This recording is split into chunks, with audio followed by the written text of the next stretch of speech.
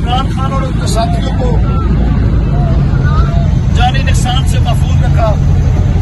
अल्लाह पाक तेरा शुक्र है, अल्लाह पाक उनको सेहत कामयाब अता फरमा।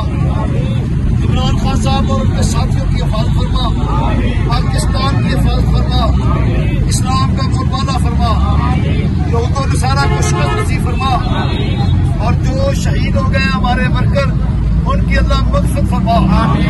अल्लाह पाक पाकिस्तान के अंदर और पाकिस्तान के बाहर इसकी हिफाजत फरमा, और अल्लाह पाक जो यहूद और नसारा और जो अमेरिका के यार, जो पाकिस्तान के गद्दार इस वक्त इकट्ठे हो गए, अल्लाह इनकी सोच को नेस्तो नाबूद फरमा। अल्लाह पाक इमरान खान को इस मिशन में कामयाब फरमा। अल्लाह पाक पाकिस्तान की फतह नसीब फरमा।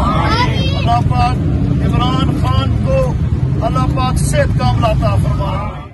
जुल्म के ये ज़ाब्ते हम नहीं मानते, जुल्म के ये ज़ाब्ते हम नहीं मानते। लिहाजा हम इमरान खान के साथ हैं, हम अली असगर मंडा के साथ हैं।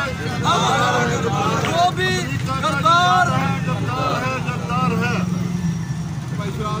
नहीं